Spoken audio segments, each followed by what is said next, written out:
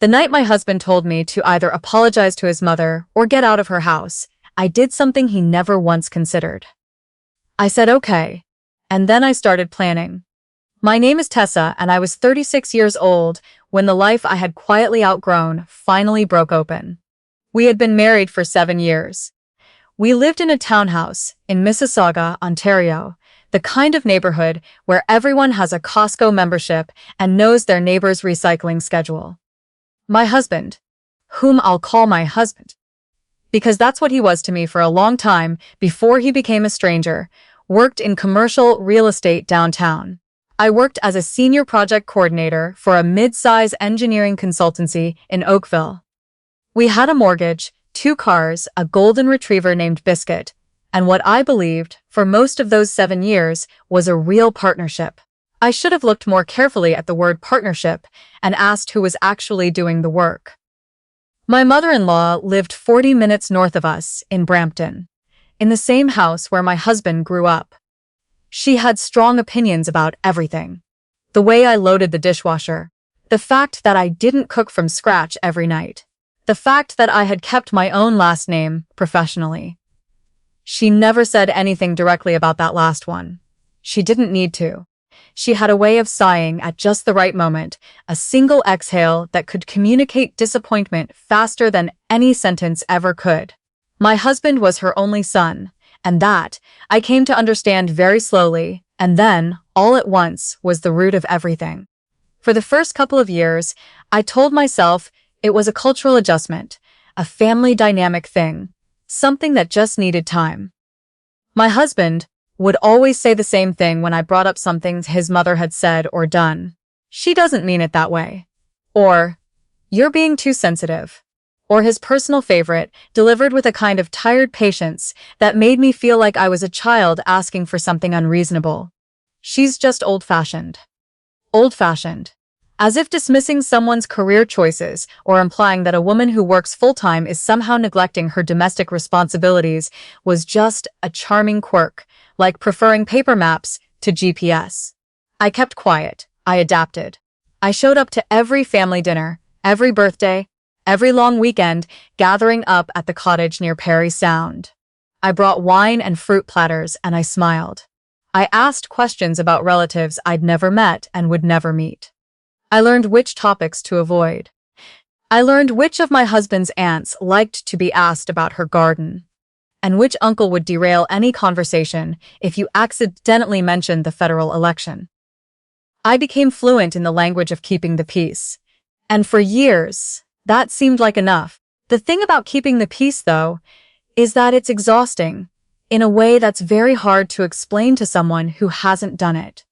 It's not like lifting something heavy, where the effort is obvious and visible. It's more like holding a door open against the wind for so long that your arm stops feeling tired and just goes numb. You forget what it felt like before. You forget that you're even doing it. What finally cracked things open was my husband's sister's engagement party. She had gotten engaged to a man she'd been with for 2 years. And the family was celebrating at my mother-in-law's house on a Saturday afternoon in late September. It was one of those perfect early fall days in Ontario, the kind where the air smells like leaves and wood smoke, and the maple in the backyard is going full orange red. About 30 people in the house and the back deck, most of them relatives I recognized, but had never had a real conversation with. My sister-in-law's fiancé's family was there too, and they were warm people, easy to talk to. I found myself having a genuinely nice conversation with his mother near the kitchen island, comparing notes on the best farmers markets in the GTA. It was the most relaxed I'd felt at one of these gatherings in years. Then my mother-in-law appeared. She walked into the kitchen and greeted the other woman warmly. The full smile version that I had learned was reserved for people she was either trying to impress or genuinely liked. Then she looked at me, and her expression did that thing it sometimes did, a kind of recalibration, like she was reminding herself to be pleasant. "Tessa," she said, "did you bring anything today?" I had, in fact, brought 2 bottles of Niagara Peninsula Riesling and a charcuterie board I'd spent 45 minutes assembling that morning. I told her so. "Ah," she said, I just wasn't sure. Sometimes these things don't quite work out when people are busy with their careers. She smiled at the other woman as she said it. A confidential little smile. Like they were sharing a joke. I wasn't quite bright enough to understand. The other woman looked briefly uncomfortable and excused herself. I stood there for a second, and I did what I always did. I let it go. The afternoon went on. More relatives arrived. My sister-in-law opened gifts in the living room, and everyone laughed and took pictures. I sat beside my husband, and I felt, not for the first time, that I was watching a family from slightly outside of it, the way you watch a movie through a window of a restaurant. At some point before dinner, my mother-in-law made a comment at the table about how young couples today put too much emphasis on two incomes and not enough on building a home. She didn't look at me when she said it. She never did. She had perfected the art of the ambient criticism, the observation that floated in the air and could technically apply to anyone, but always somehow landed on me. My husband's aunt laughed and agreed. Someone else nodded. My husband looked at his plate. I said quietly that I thought most families in Canada didn't really have the option of a single income anymore, and that the average home price in the Greater Toronto Area had increased by something like 60% in the past decade, and that two incomes wasn't a lifestyle choice so much as a basic financial reality for most people. I wasn't angry when I said it. My voice was calm. I was just stating facts. My mother-in-law set down her fork. I wasn't talking about most families, she said. I was talking about what I've seen in this family. The table got quiet. My husband's aunt looked between us. My sister-in-law suddenly found something very interesting on her napkin. I work, I said, because I'm good at what I do and because it contributes to the life my husband and I have built together. That's not something I need to defend at a dinner table. The silence stretched. Then my mother-in-law said, in that precise, controlled tone she reserved for when she felt publicly challenged, I think you might want to watch your tone in my home. And before I could respond, before I could even take a breath, my husband turned to me. Tessa, he said, enough, just apologize. I looked at him. Apologize to her, right now. Or I think you should go wait in the car. The car. Like I was a child who'd misbehaved at a restaurant. Like I was something to be managed and removed from the situation. Every face at that table was watching me. His aunts, his cousins, his sister, who I had genuinely tried to be close to for 7 years. The fiancé's family, who had the decency to look deeply uncomfortable. I looked at my husband for a long moment. I said, okay, and then I picked up my glass, finished the last of my wine, placed the glass very carefully on the table, stood up, said goodbye to my sister-in-law, congratulated her again, and walked to the front hallway.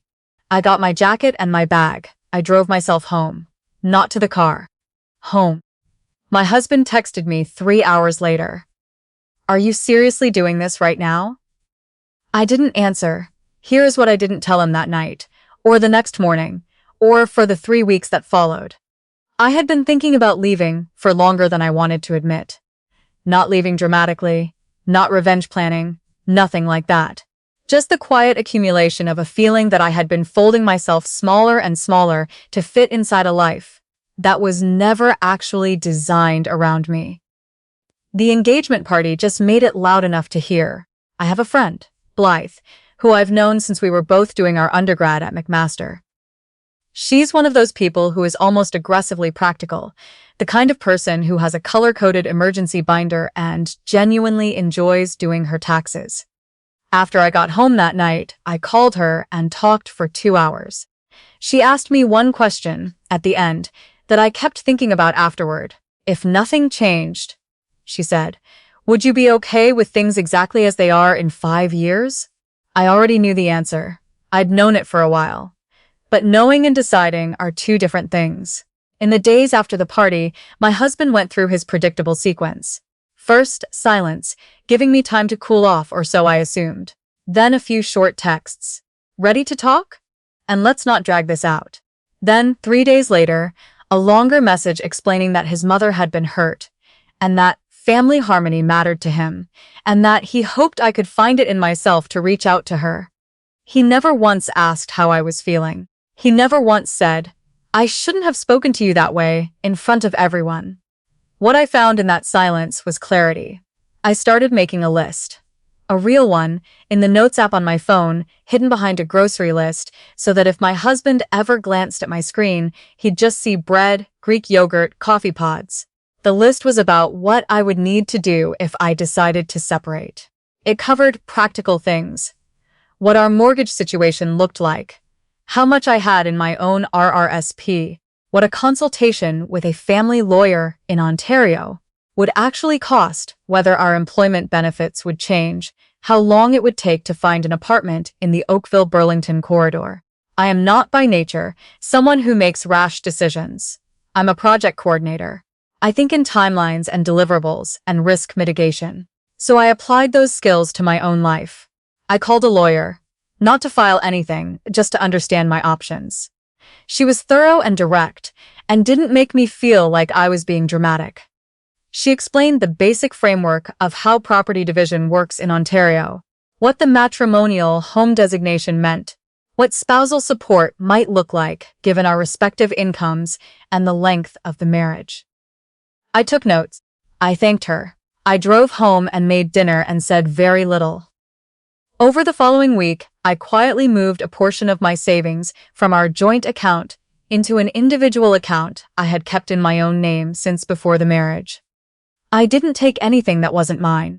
I just made sure what was mine was accessible to me. I contacted my company's HR department and confirmed that my health and dental benefits were tied to my own employment, not my husband's. Good. I started quietly looking at apartments. Not urgent looking, not panic looking, just information gathering.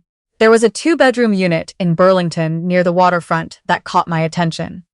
Reasonable rent for the area, in-suite laundry, a building that allowed dogs. Biscuit was coming with me. That was non-negotiable. Blythe helped me think through the practical pieces the same way she'd helped me move apartments twice in my 20s. Calmly, methodically, with snacks and a good playlist. She had been through her own difficult separation 2 years earlier and knew the terrain in a way that was more useful than any article I could have read online. She helped me think about what I needed versus what I was used to.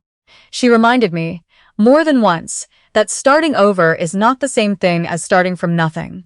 I needed to hear that. My husband, meanwhile, continued to behave as though the situation would resolve itself the way it always has had before.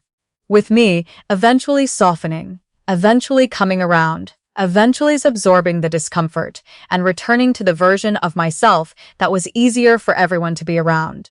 He brought home Thai food from my favorite place, in Port Credit, one evening. About 2 weeks after the party, he set it on the kitchen island, got out the plates, and sat across from me with the expression of someone who believed this was a generous gesture that would close the chapter. "I think we've been going in circles long enough," he said. "I agree," I said. He nodded, relieved, and started opening the containers. "I'm moving out at the end of the month," I said. He stopped. I watched his face process it, the information landing in layers, first confusion, then disbelief, then something harder underneath. "You're not serious." "I am. Over a dinner?" "Tessa, it's not over a dinner," I said. "You know that." He was quiet for a moment. Then, "You can't just decide something like this unilaterally." "You told me to apologize or leave," I said. "In front of your entire family, I'm choosing to leave." "That's not what I meant, and you know it." "Maybe not. But it's what you said." The conversation that followed was long and not particularly productive. He was not cruel about it. He was genuinely shocked, and I think a part of him was also genuinely hurt, which I had not completely steeled myself against. 7 years is a long time. You don't stop caring about someone like flipping a switch, even when you know the caring has run into a wall it can't get past. But I had made a decision, and for the first time in a very long time, I made it without consulting anyone's feelings except my own. I moved out on a Friday, the last Friday in October.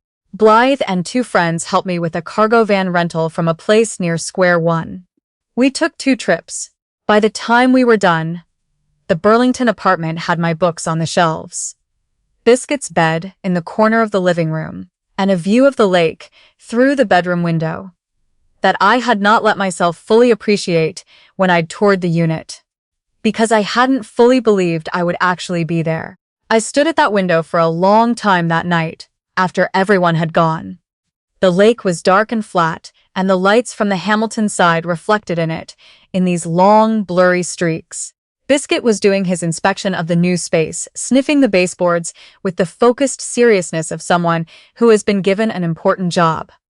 I had a glass of wine, a different Niagara Riesling as it happened, and I felt something I hadn't felt in longer than I could pinpoint.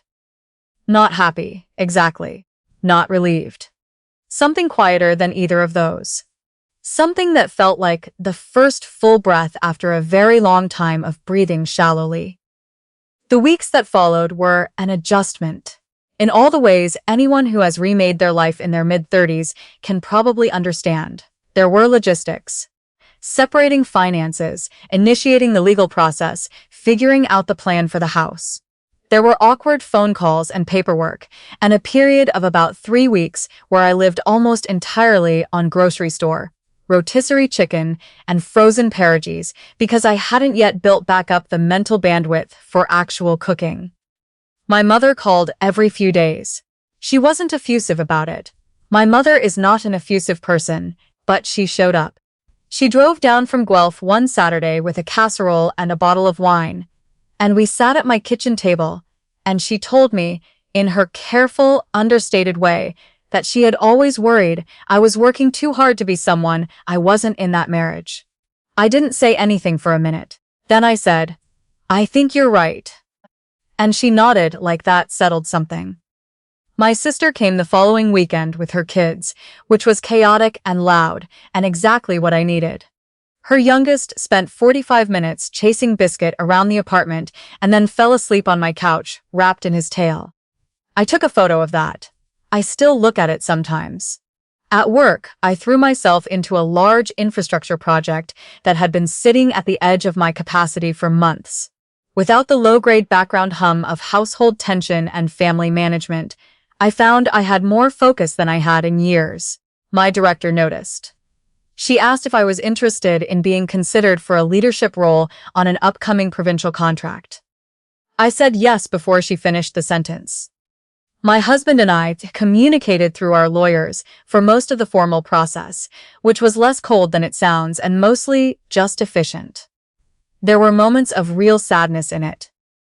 A couple of late-night texts that wandered outside the practical and into the personal, where he would say things like he hadn't understood how much had built up, or that he should have said something different that night at his mother's house.